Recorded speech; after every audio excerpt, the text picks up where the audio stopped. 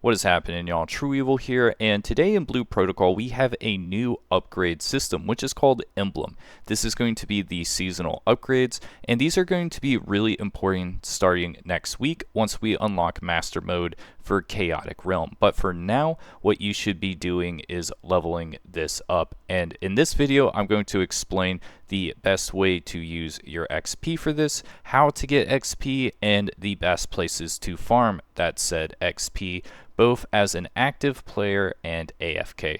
So without further ado, let's get in on it. So when you get to the emblem menu upgrade screen, what you're going to see is 6 small nodes on top, 1 big node in the middle, and then 3 locks below. And what your first instinct might be to do is look at all the 6 small nodes and pick which one I'm going to fully upgrade first. And you're not going to want to do that. And the reason for it is that the big node in the middle gets stronger and you unlock upgrades through it with total level. So that means what you're going to want to do is that until you have the big node maxed out, you're going to want to get all of the small nodes and level them up evenly. This is going to be the fastest way to get the bigger core upgraded, and the reason you want to upgrade this the most is because it's going to unlock more passives for you to equip, as well as strengthen your passives. Every time you level this up, one of the passives gets a little bit of an upgrade, and that's really nice. Unfortunately, you can't pick which one that you want to upgrade. It's going to be random, but you know, they will all level up with time, so that's not that big of a deal. For the upgrades, you know, they have a lot of generic things. Personally, right now, because I'm not doing any dungeons until Master Mode, really, what I am going to do is equip the Void Aura General. And the reason for this is that it can restore HP. And, well, I'm a marksman, so when I do the AFK farming, it's just nice to be able to get a little bit of healing. Now that we know that leveling up all the small nodes evenly is going to be the best way to get our upgrades, then how are we going to get that XP? And there are going to be a couple of ways to get them, and I'm going to walk you through them now.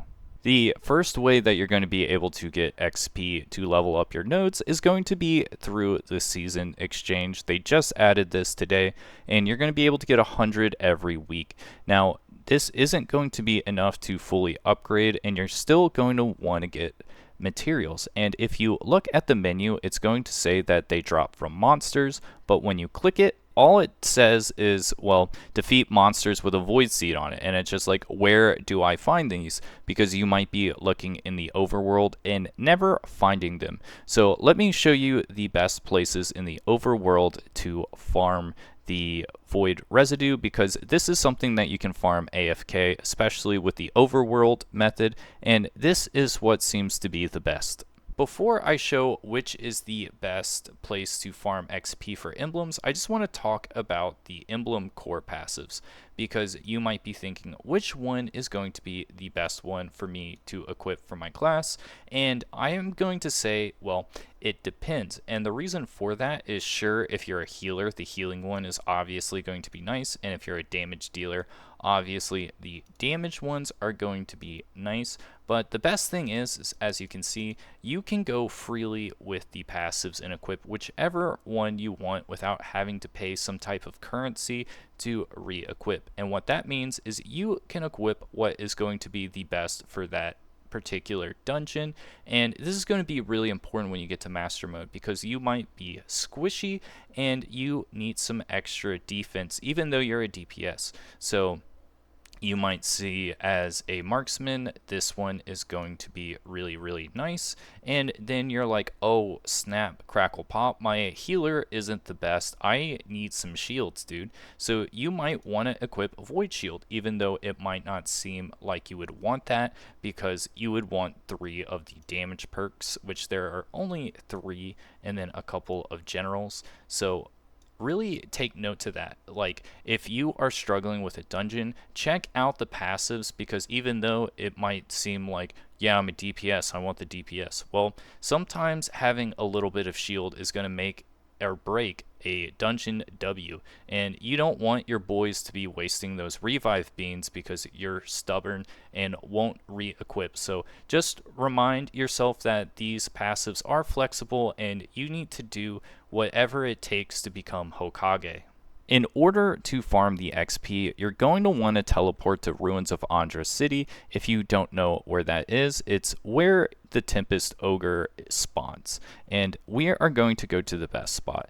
Now, there are a couple of enemies here, right down below, but this isn't going to be the best spot in my opinion. What you're going to want to do is find a group and go down here, and we are most likely going to see a lot of people AFKing. And usually if you see a lot of people AFKing in the same space, it usually means it's going to be one of the best places to AFK farm.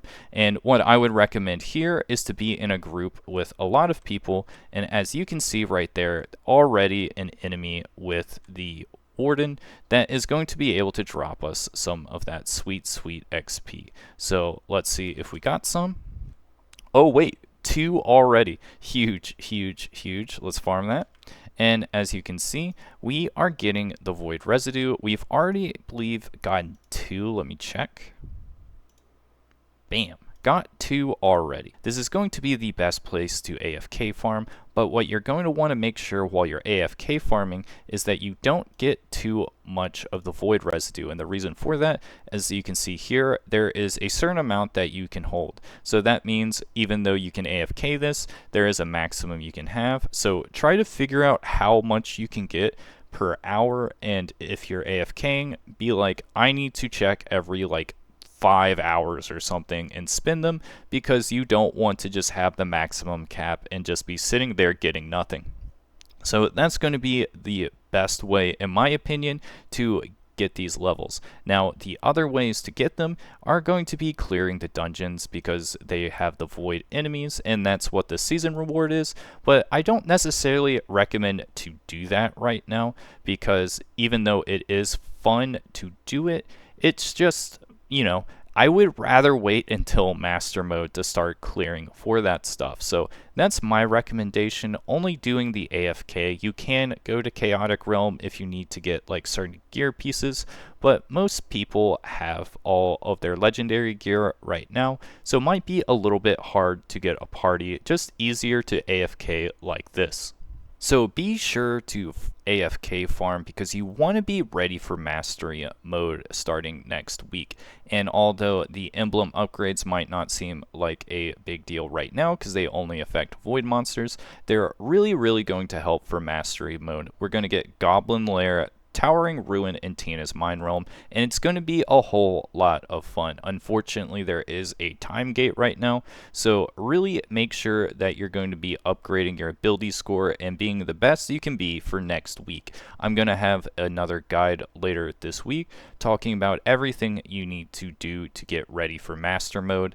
So be sure to farm those emblems. And that's all I want to talk about today. Hope this video helps. I'm going to be coming out with a guide tomorrow on how to work on the raid through the week and what to AFK farm and how to get ready and just ability score recommendations. And if there's anything else that you're looking into, I saw a lot of people asking for a Battle Imagines guide. I'll try to get to that later this week as well. So see you guys next time.